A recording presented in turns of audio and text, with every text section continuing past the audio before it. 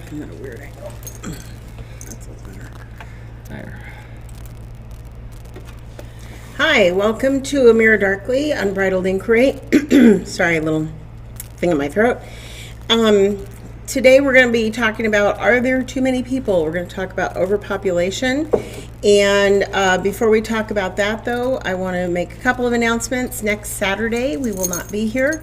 Our oldest daughter is getting married, not next Saturday, but she's having her engagement photos done, and we have to watch Luca. So it will be really hard to wrangle an 18-month-old, almost 18-month-old, and a dog and do the webcast. So we are going to do the family thing and watch our grandson. So we won't be here next Saturday. So whatever was on the thing for next week, what is that? It'll be pushed down a week. Okay, so I'll look in a minute. And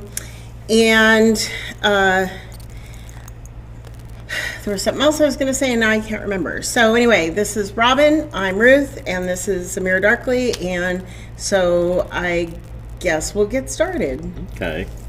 Well, overpopulation has been something that people have worried about for a while. In 1969, Paul Ehrlich wrote a book, or in 1968 he wrote a book called The Population Bomb. And he argued that in the book that most of the people who are going to die in the greatest cataclysm in the history of man have already been born. And he said that sometime in the next 15 years the end will come, and by the end I mean an utter breakdown of the capacity of the planet to support humanity. And he predicted mass starvations and disaster and just all sorts of horrors. This was in 1968. Obviously, none of those things that he predicted came true. This does not stop him from continuing to make the same pronouncements on a regular basis and for people to continue listening to him, even though he has never once accurately predicted what's going to happen. And what does the Bible say about prophets who are... Yeah, Deuteronomy chapter 18 says that, if a prophet says something, you know that it's from God if it happens. If it doesn't happen, then he's presumptuous and don't pay any attention to him. So now, obviously, Paul Ehrlich is not claiming to be a prophet of God, but his track record is quite poor. In fact, he ends up making a bet with another economist named Simons.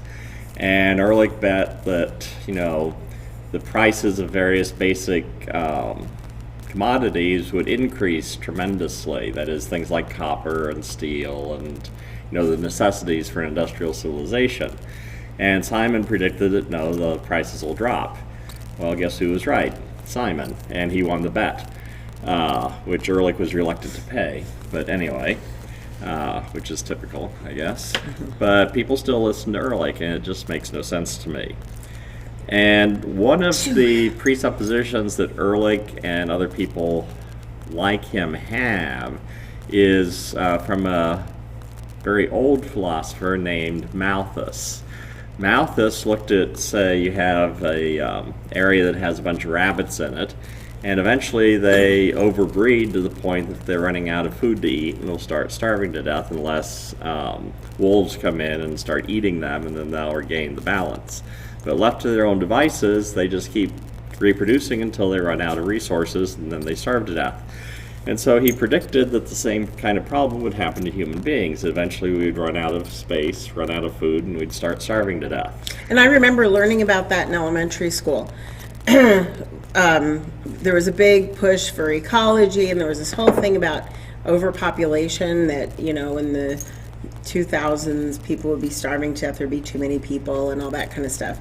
And so I asked my dad about it. I think I've said this before on this show. I asked my dad about it, and he said, look at all the space there is. Like, we had traveled some by then. And I don't know if it was before our big road trip around the country or not. But anyway, he said there's lots and lots of space for people. So he didn't think it was going to happen. And actually, right now, the problem like China's having is they don't have enough people. Yes. So. Well, see, the problem is that Malthus and Ehrlich and other people like them who worry about overpopulation fail to realize that the world is not a zero-sum game, and that the actual thing that happens is that as you get more people, you get more innovation, and you end up with more stuff. That is, it's the exact opposite of what Malthus predicted. Ehrlich had bet $200 each on 5 metals: chrome, copper, nickel, tin, and tungsten. Then they made the contract with Simon, and of course they lost. The bet ran from 1980 to 1990, so it was just a 10-year bet. And between those two periods of time, the world population rose from 4.4 to 5.3 billion. That is a 20.5% increase. And yet the price of those 5 metals barely moved. Given the inflation that amounted to 57.4%, all 5 metals became cheaper in real terms. And so Ehrlich paid the bet. Simon won because he thought like an economist. He understood the powers of incentives and the price mechanisms to overcome resource shortages. Let's see, where is this? I've got the data here, if I can find it.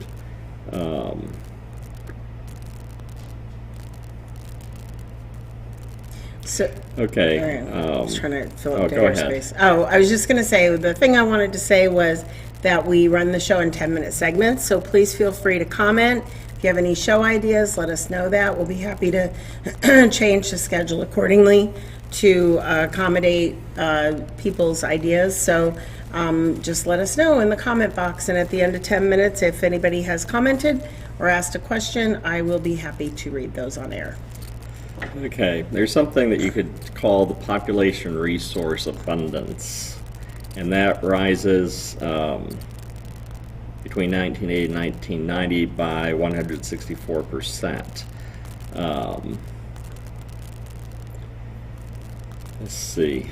Between 1980 and 2018, the world's population rose by 71.2%, yet the population resource abundance rose from 1 pi to 4.01 pies, or it rose 301%.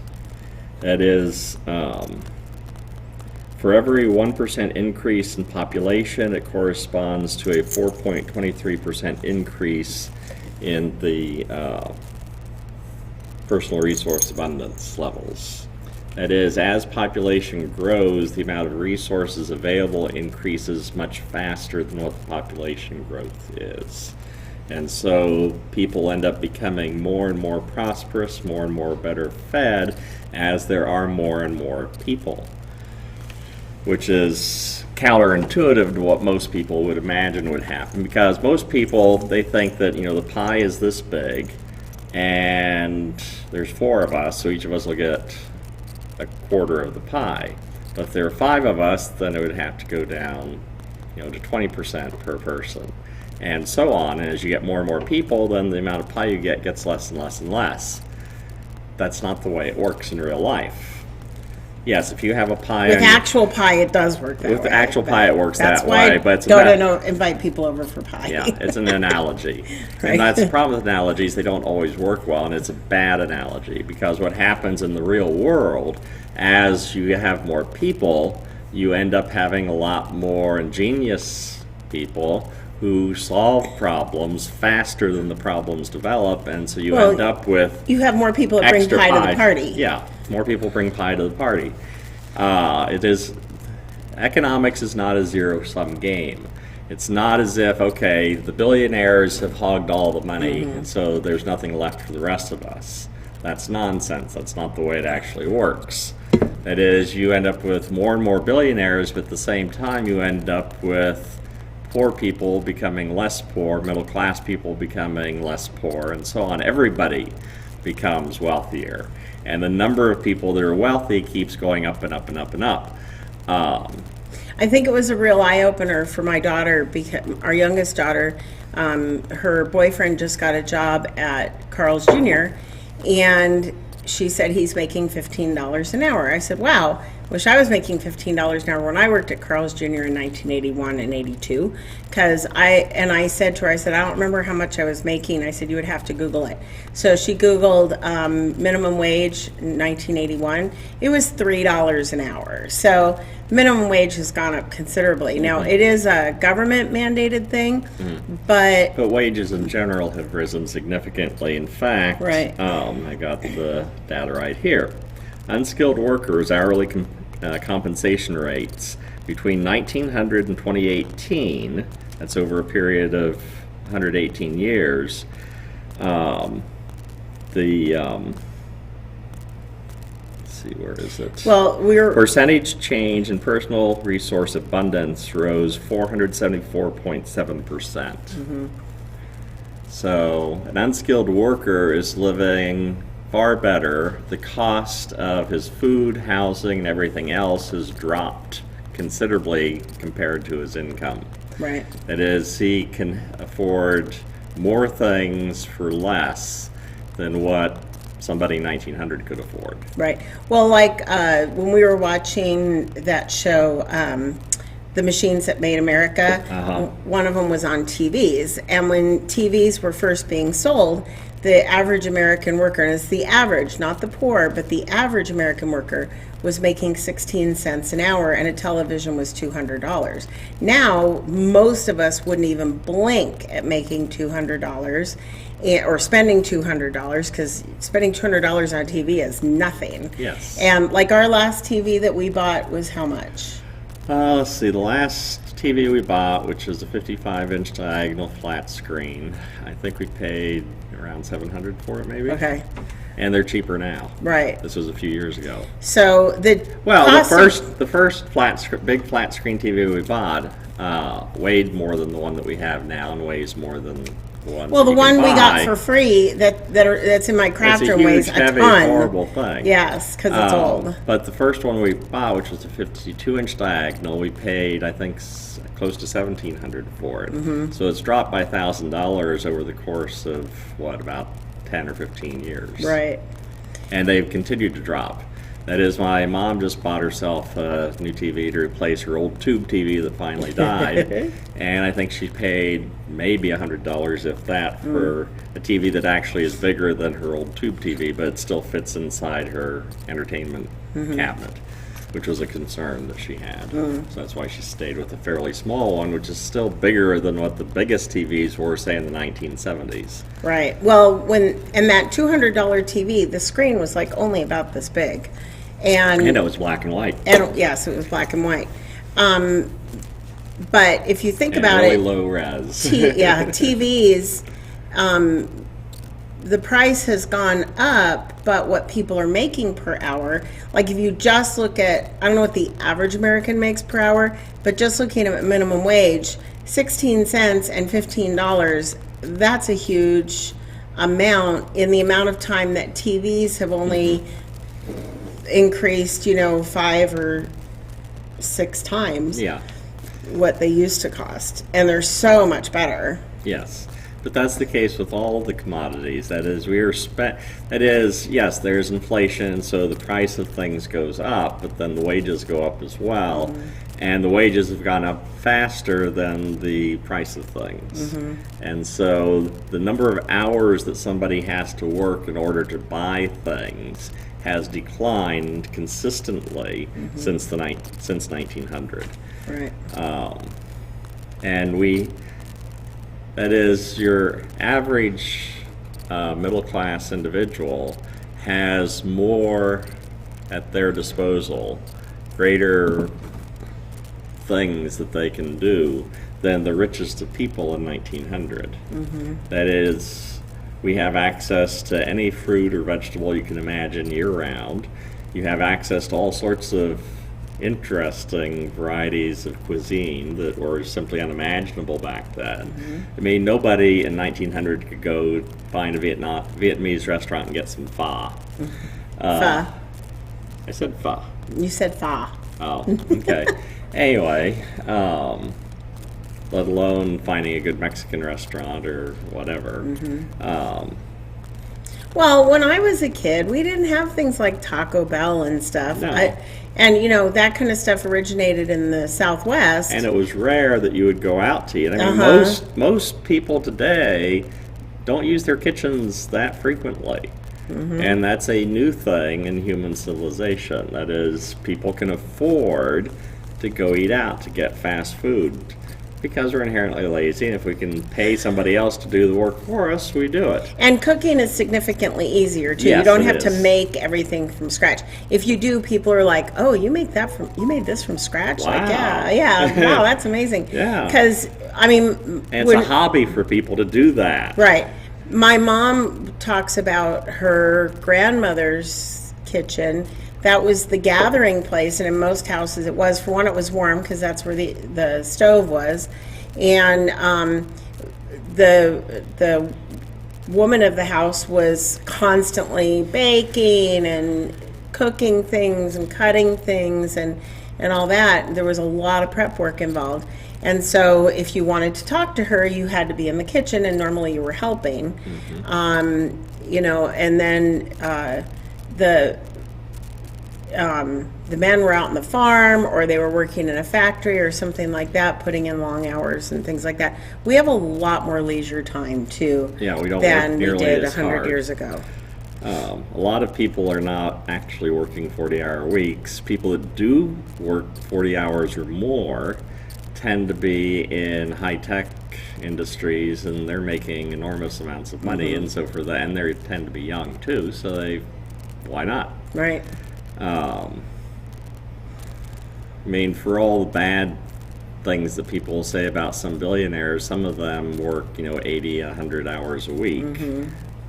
So, anyway, but, I mean, my middle daughter works at Amazon, and she works 4 days a week. Now, it is 10 hours a day, but still, she gets 3 days off, and, yeah, it's not that bad. She likes the job, sort of. She doesn't like her current shift. Yeah, she doesn't like working graveyard, but we all have to put in our time. Yes, we do. She's So- young, so that's what happens when you're young. You get the crappy shifts. Yeah, exactly. I remember getting crappy shifts when I was young. But one of the things that a lot of people that are actually paying attention versus the Malthusians like Ehrlich, what they're worried about now more is population decline.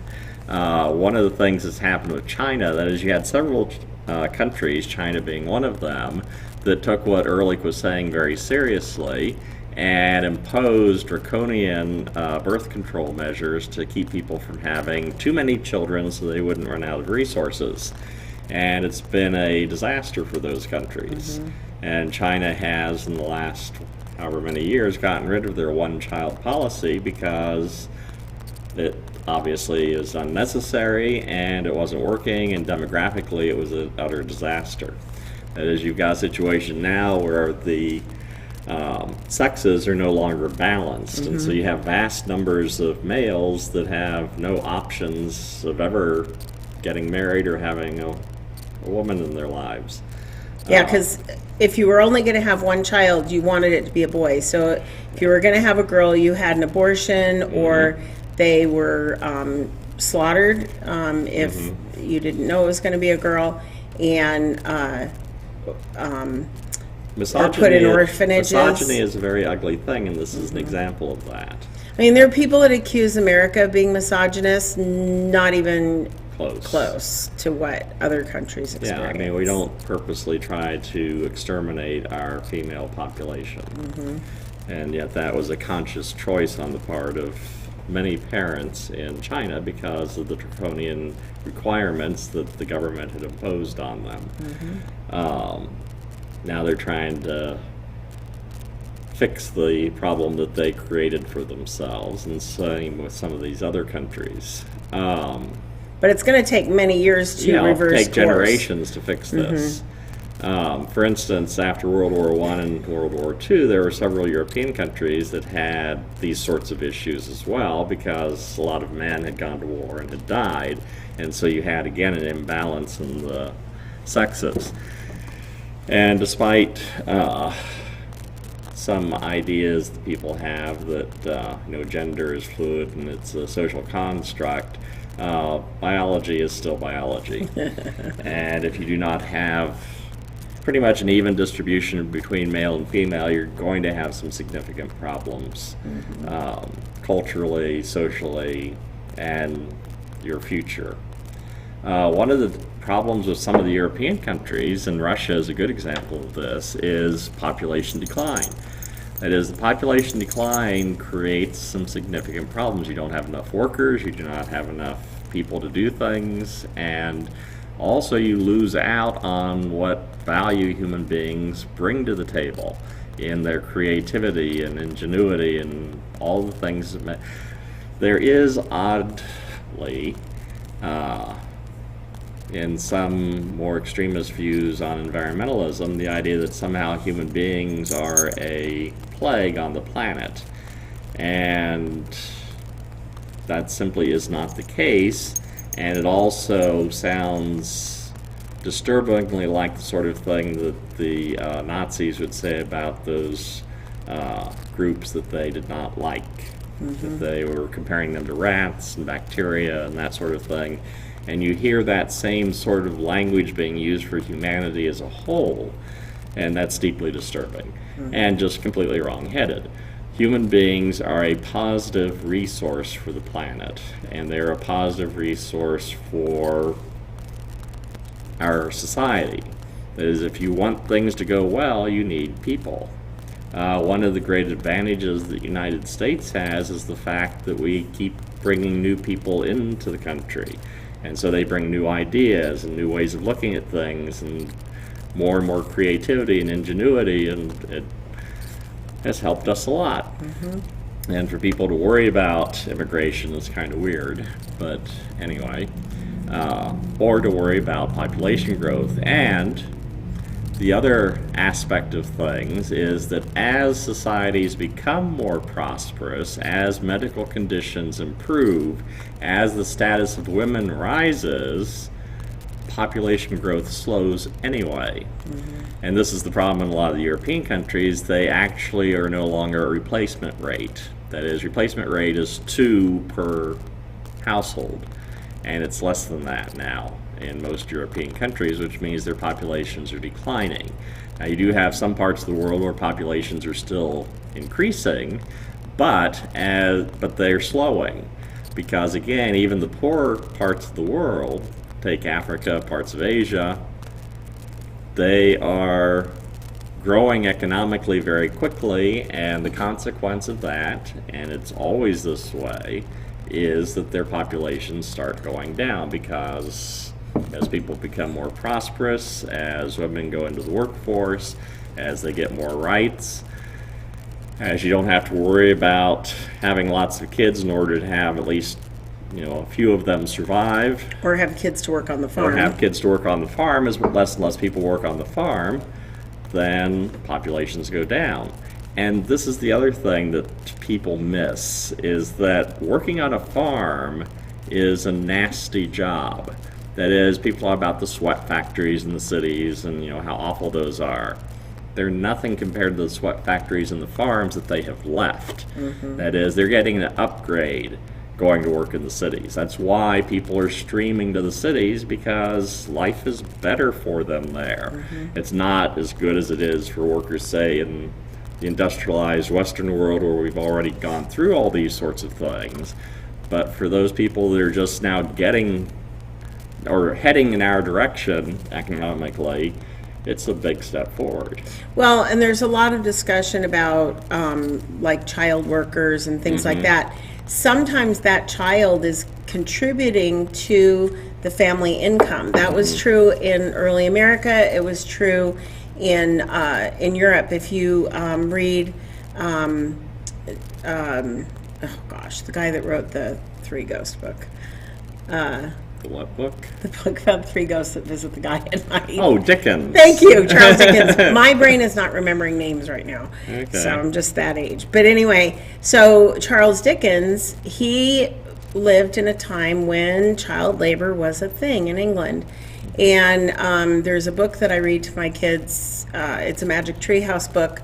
It's part of their Merlin series. I read it at Christmas time, and it's about the kids from the treehouse helping him to write A Christmas Carol. See, I remembered the title finally. That's good. And because he had become discouraged. I reminded you of the name of the author, and so that opened that Right, box. So right, now exactly. The rest of the stuff can come out. Exactly. So, anyway,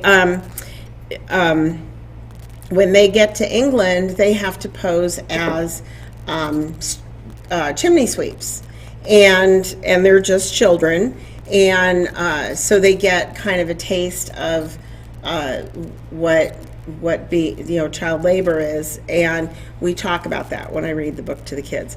And Oliver covers that, which is also by Charles Dickens. And so all the major civilizations have gone through that economic phase where children are working.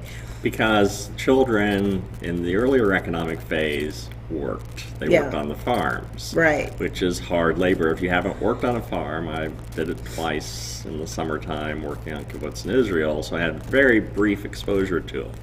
It is not pleasant work. No, it's hard work. And at least if you're working in a sweatshop, I mean, this sounds like I'm justifying it, but you're at least indoors. Yes. And you're not, your hours are usually shorter. Yeah, you're not getting kicked by animals or stepping in cow manure or whatever. It's cleaner. Oh, Dennis says that Sweden in 2018 had a 1.76 birth rate. Yeah, see, that's below replacement level. Right. Although it's pretty close, you can round it up. But but the reality is the population is going down. Right. So anyway, and it would be nice if children didn't have to work to help support their families, but by people not supporting companies that use plants where children work are depriving a family of income.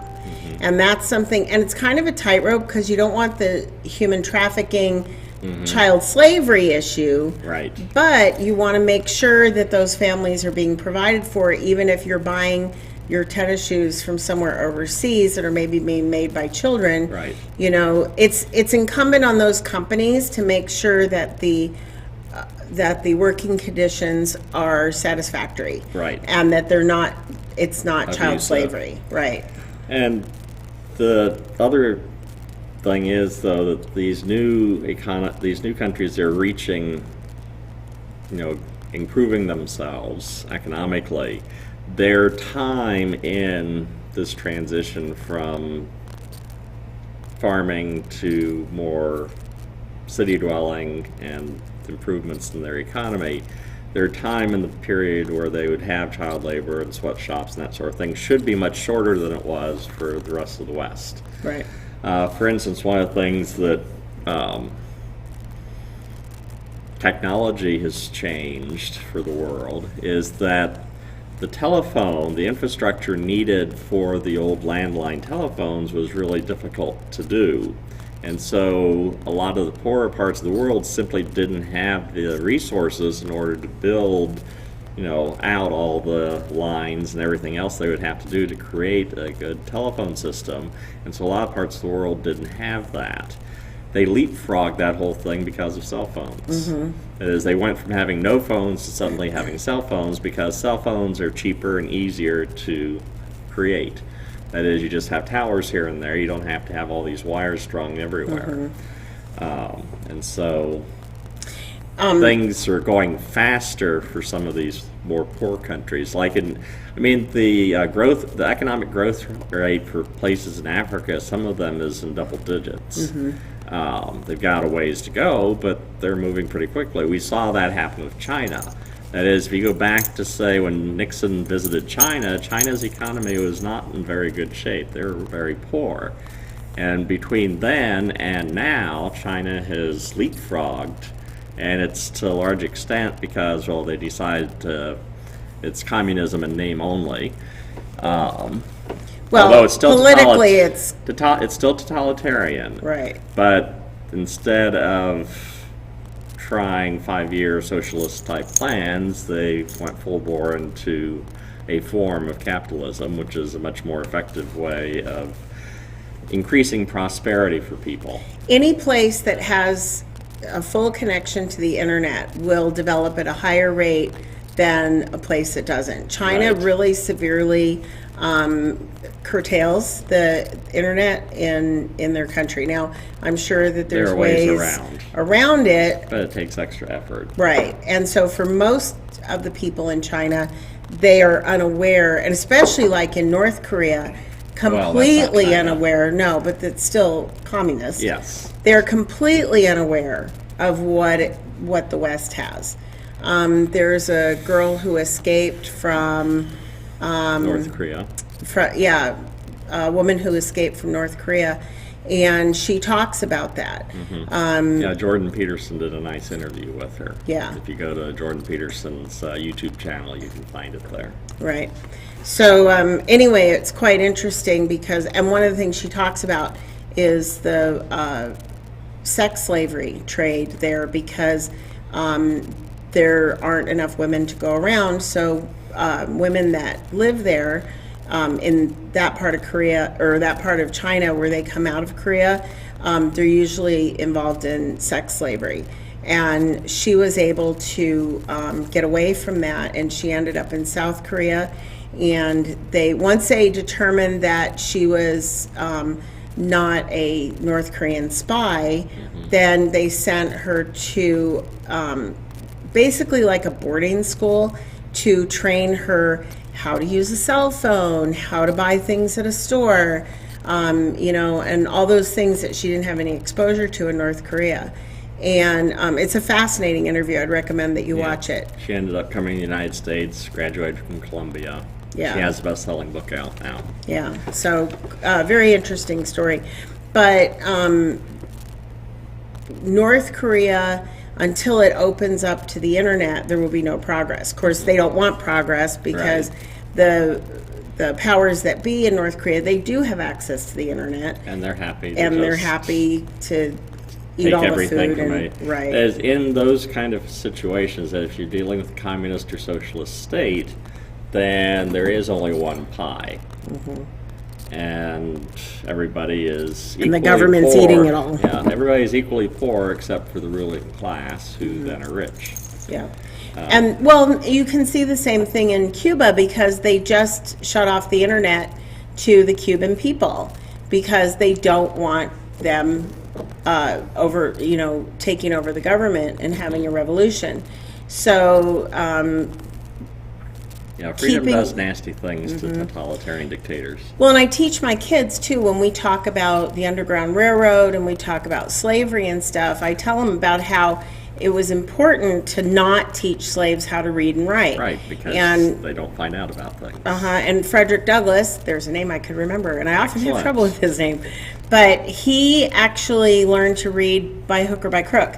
He started learning to read from the wife of one of his owners, and then her husband found out and told her to stop. And then I forget, it's been a while since I read it, but anyway, he ended up I think he ended up for a slave for somebody that lived in town. So he had access to like leaving the house, like, and being in civilization. It wasn't like he was out on a plantation. And so he would con children into teaching them to read. He would do things for them if they would teach him how to read. And, he wrote his autobiography, and he was an abolitionist and all that. So the way to keep a people down is to keep information away from them. Don't teach them how to read. Don't teach them how to write. Keep the internet away from them and all that. Outside influences away. Right. So, Dennis shared that even though the birth rate is at 1.76%, since the conflict in Syria, over 200,000 refugees are now living in Sweden. And that's part of the reason the U.S. population has continued to grow. It's not because our birth rate is a whole lot different, but we're bringing in a lot of extra people, and so that keeps the U.S. population growing, which is healthy for us. Right. So Dennis wanted to share, he said, we did our part, 2 kids, 1 each. There you go. So, well, although the birth rate's a little low, so maybe you should have had a third, so it could be 1.77 instead of 1.76, just putting that out there. No guilt, though, at all. No. Of course, we adopted 3, so we actually did more than our share. No, we didn't, because they're replacing other people. We Yeah. raised other people's kids. Well, that's true. So we actually did way less on our part, Yeah, but well, that it was wasn't not our by fault. choice. Yeah, it wasn't our fault. We have medical issues. Yes. So, But at least at the time we're not But someone's- fixable. Well, it's probably people coming early. oh, Um, okay, but they don't start till 5:30. So. okay.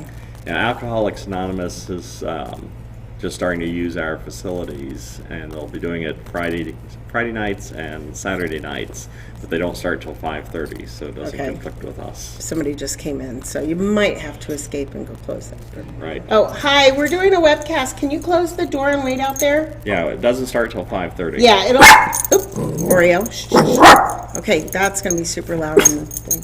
Just close that, thank you. So we'll have to remember to close that door, maybe put a sign on it next week. Yeah. Okay, Oreo, stop. Yeah. We learn by trial and error. Yes, Uh, you're fine. He's very protective of me, and It's the he nature doesn't of like the breed. strangers. Yes, and today actually he did protect me from someone. yes. So, okay, calm down. He's a bit more anxious than your average Havanese, though. Yeah, you're okay. It's okay, Oreo. Elon He's a- Musk happens to have the same kind of dog. If you watch the interview that Tim Dodd did with him, you'll see the dog following Elon all over the production facility there in Boca Chica, Texas. And He doesn't bite anybody. doesn't bite anybody, doesn't bark. He's perfectly well behaved, but he's always right next to Elon the whole way. Our dog, because he's a rescue, we are guessing that his previous situation was not that good, and so he has certain anxiety as a consequence of that. Yeah. And so he is not quite as mellow as such dogs would normally be. He's very protective of Ruth. Havanese will tend to glom onto just Hey, one person, and in his It's okay. case, You're it's okay. Ruth. The dog does not particularly care for me, for instance. He has to bribe him to get into bed. Yeah, to get into the bed, I have to give the dog treats. If I get into the bed first, the dog will come in, hop on the bed, and wait for me to give him treats. If Ruth gets into bed first, I've got to give him treats before I get in bed, or else he'll do this. So, Snap and no bite. matter what, I've got to give him treats. I feed the troll. It's the troll living under the bridge that is now taking control of my life. Poor boy. Yes. Anyway, where were we?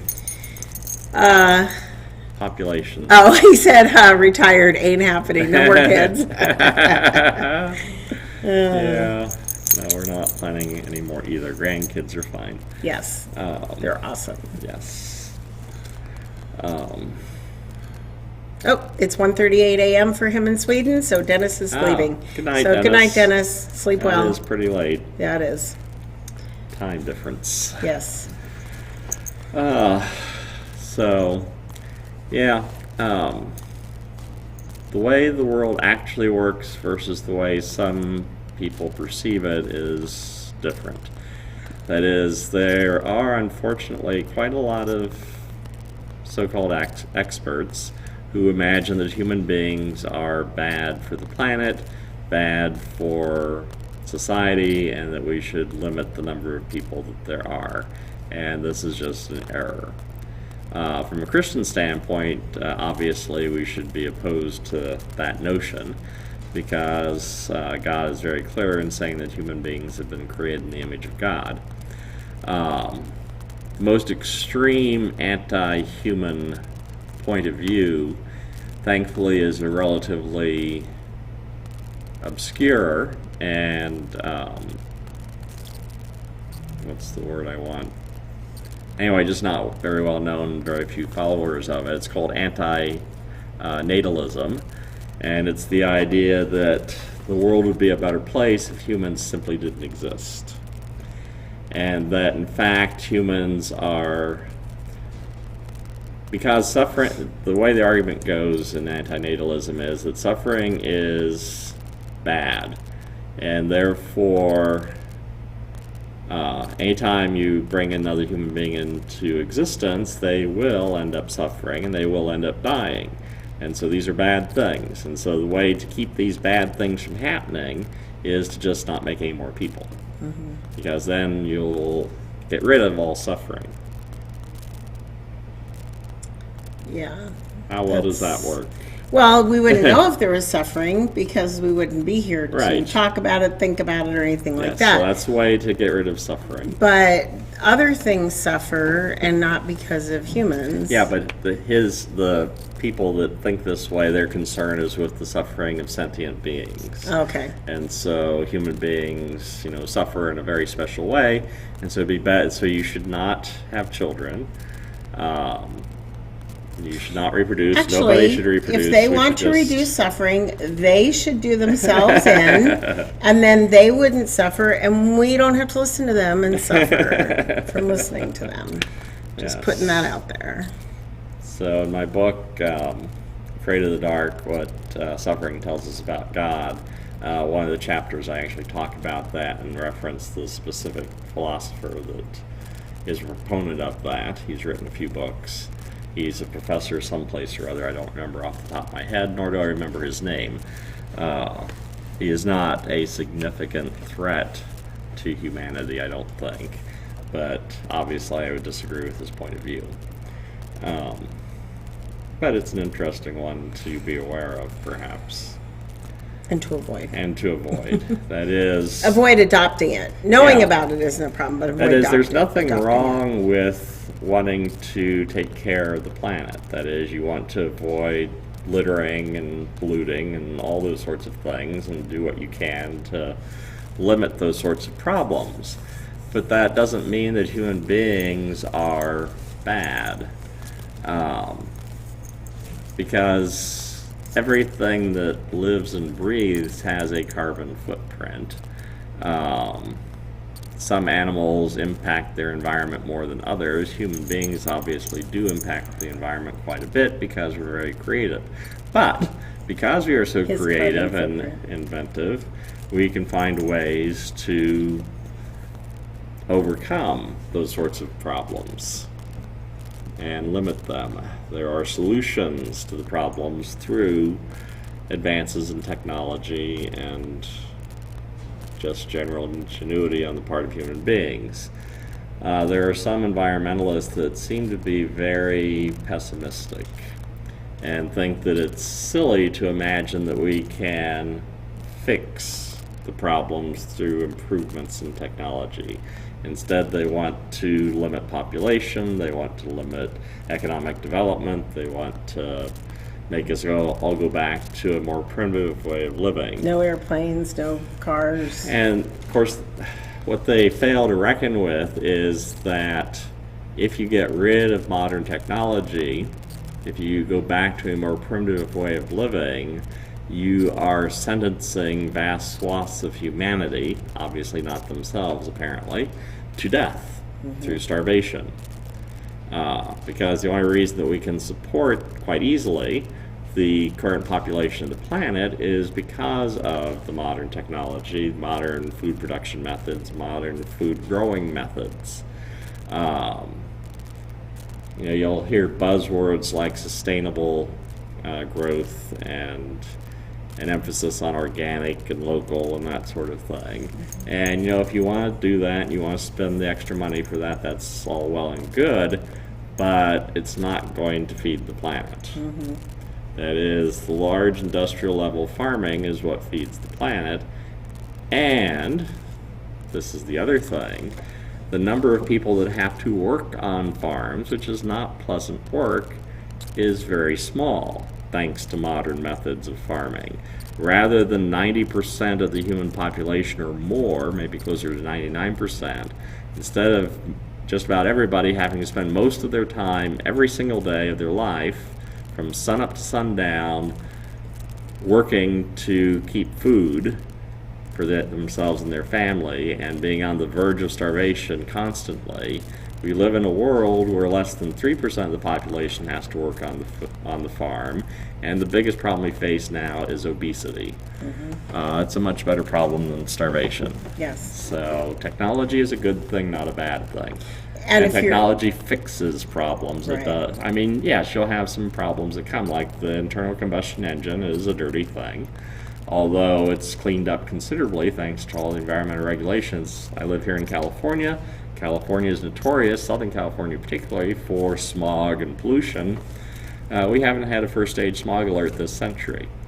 When I first got here in the mid-1970s, my eyes would burn, it was unpleasant to go out, the sky was brown. It's not like that anymore. And yet the population of California has more than doubled since I first came here. Now, the pollution then- problem we have right now is wildfires, but that's also an environmentalist problem because the federal government tries to come in and clean up the national parks of dead trees and undergrowth, and dead undergrowth and things like that. And our state stops them because they want the forests to grow naturally. Well, what forests do is when they get too impacted is that they burn. Now, some of the fires are set by the electric company, but that's a problem And by with having... arsonists. Right. So you do have human reasons why our fires start, but one of the biggest fires we have right now started with lightning. And that's what happens when, okay, so if you have a forest that has been properly maintained, like they've cleared out the dead trees and the really old growth trees. Like states besides California. Right. do. So if a tree gets struck by lightning, you may get a small fire, but it's not going to ravage hundreds of thousands of acres and people's homes.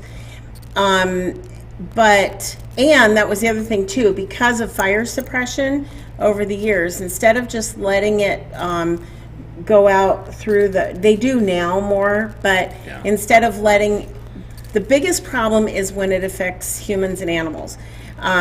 So, when it goes into towns or like outbuilding, people that live out in the woods and stuff.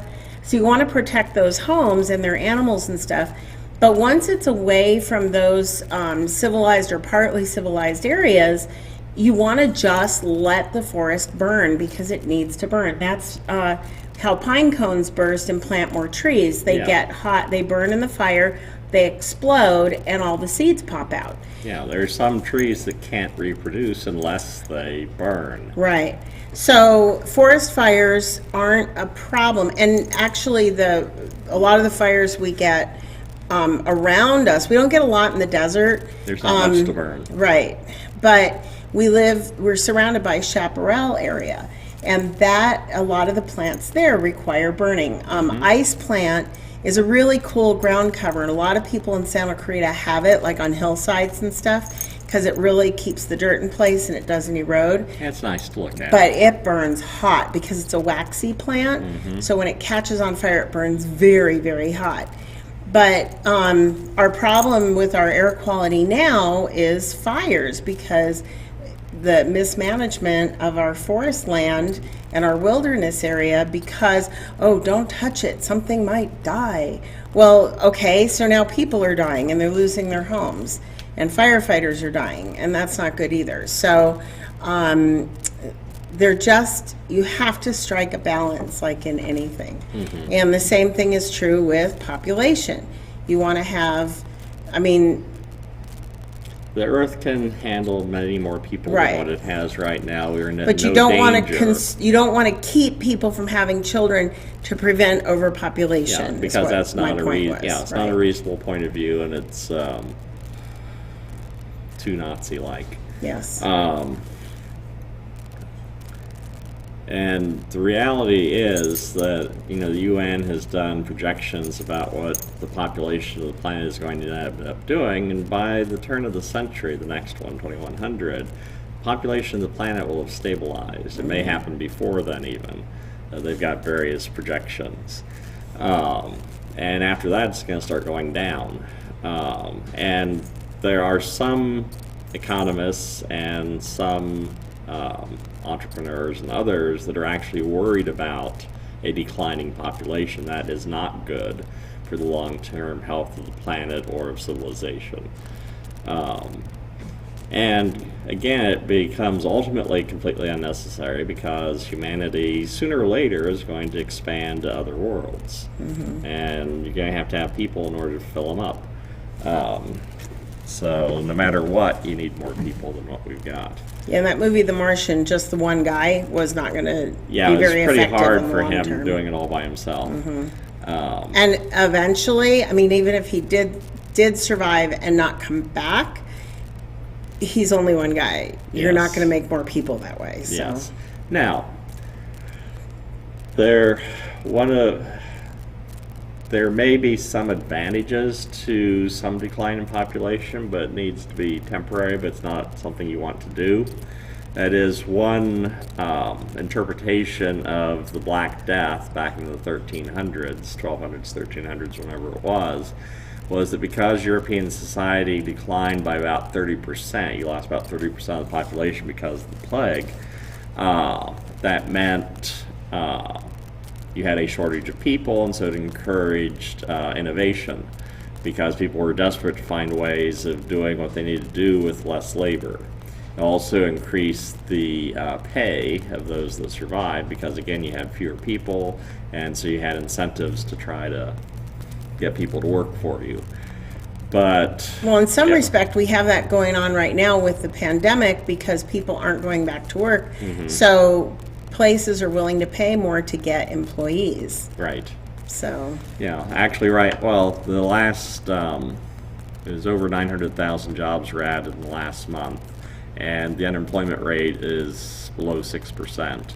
And there are actually more jobs now again than there are people to fill them. And that's not really a place that you always want to be. You need to have enough people to fill your jobs. Otherwise, you're going to have problems economically. Shortage of population is not a good thing for the overall long-term health of civilization. Civilization needs people. Human beings are social creatures. We like to have other people around us. Even introverts do like people. We just get worn out by them. But, you know, you don't want to go to Carl's Jr., cook your own food, and pass it out the window to yourself. You need somebody else to do it. But even introverts do enjoy socializing to a limited extent. Most introverts do not want to live on a hilltop by themselves for their entire life. There may be a handful, but that's a bit weird. That used to be you. Yeah, well, anyway. It did not work out, I met obviously. me. Yeah. Oreo goes stiffens up when I lean. Yeah, he does not like me. I do not know why. She likes me. At least she says she does. She pretends. I keep You them can around. pretend. Whatever. Silly animal. But yeah, people are not bad. People are a net positive, both environmentally as well as for one another. And to argue that we need to be afraid of there being too many people misunderstands the way the world actually works. But fearmongers like Paul Ehrlich, who has been wrong, as I said at the beginning of this, with every single prediction he has ever made over the last 50 years, people still pay attention to him because people think that those who warn against bad things happening are somehow more insightful and wise and more intelligent than those that are Cassandras that say, you know, things are actually getting better. Because people believe a lie rather than truth. Well, it's also, And I mentioned it's this. the negativity part, too, that we're attracted to. Yeah, we were attracted to negativity anyway. I mean, that's what the news survives on. I mean, that's their marketing. That is the only reason that the news would not exist in its current form if they couldn't find negative things to talk about. And sometimes they create negative things because it's a 24-hour news cycle and they don't have find enough something to fill it up. news, right. And so we'll find something bad, or we'll interpret it in a bad way so that people will continue to tune in. And it's a evolutionary survival trait on humanity's part. That is, you do need to focus on problems, That is, the person that said, oh, that noise in the tree is probably not a saber-toothed tiger, he's the one that gets eaten. It's the one that was worried about, well, what is that noise? Those are the guys that continue to survive, and so that's what we're descended from. And so we have a tendency to focus on the negative, to worry about the negative, because that's the way we'll survive. And that's fine. You do need to focus some on the negative so you can fix whatever problems there are. The error comes in thinking that all that there is negative. All that there are problems, and that's simply not the case. We need to rejoice in and take pride in all the good things that we have managed to accomplish as a species. That is, I'd say this over and over and over again because it's true. We are currently living in the most prosperous, most healthy, least violent period of time ever in world history. And all the things are pointing in that same direction, things getting better and better and better. This has been the course of history overall for the most part. I forget who it is that said it, and this was back in like the 1800s this guy said this. Why should we assume that since things have continued to improve over the years, why do we think that the future is going to be worse than the past has been? That doesn't make a whole lot of sense. Yes, there's up and downs. It's like, my mom and I will talk about the stock market, and, this week or today, maybe it went down. Well, so what? It's going to go up again. And over the long haul, the stock market goes up. That's why it's a good place to invest if you do it long term. If you're a day trader, you're an idiot, or at least addicted to an awful lot of stress and concern, and you better be good at it. And not require a lot of sleep. And not require a lot of sleep, because it's not easy to make money that way. But over long term, that's why your 401k or whatever, a lot of those funds are invested in the stock market, because over the course of your lifetime, if you start working when you're in your 20s, retire in your 60s, you'll have a lot more money than what you started with. That's just the way it works. And overall, the course of history is like that, particularly since the Industrial Revolution. As you look at the growth of prosperity, that is wages, the cost of everything, it's like a hockey stick. As the world stays kind of at the same kind of low level economically, and then the Industrial Revolution hits and everything goes boom. And it's just been going that way ever since. That really transformed the world, and I would argue in a very positive way.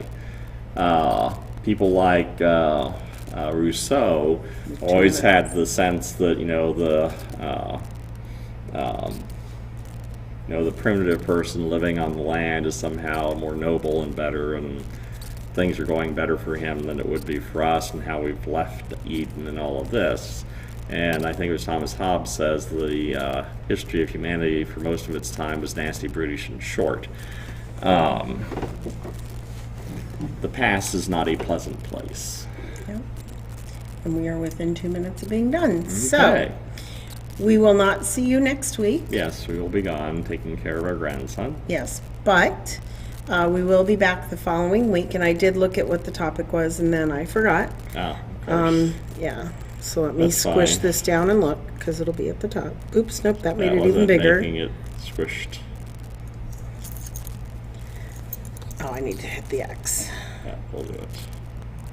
Okay, and our topic that we are moving to next week is, what does life, the universe, and everything tell us about God? Yes, that will be August. So the relationship between God and the number 42. So that'll be August 21st instead of the 14th. I'll make an update on the Facebook page. So if to God correct were a that. football jersey, you'd have the number 42 on the back? Yep. Okay. Just asking. Yeah, I think you would enjoy Douglas Adams' take. And you'll find memes, this is off topic, on what 42 means. And from Douglas Adams' comments about why he came up with that number, it was just a number he came up with. He had no particular. He thought it'd be funny, and so to put a number there, and so that's what he did, and that was the number that popped into his head. Well, there are people that call him a great philosopher, so Yes. there you go. There you go. So, okay, so we will see you guys in 2 weeks at 4 o'clock. And if you are looking for a church to worship at, join us on the Quartz Hill Community Church Facebook page or on the YouTube channel, and join us for church tomorrow morning at 11 a.m. Pacific time. Yes. See you in 2 weeks. Okay. Bye. Say bye, Oreo. Bye, Oreo. Let's see. Where am I? He's a good boy.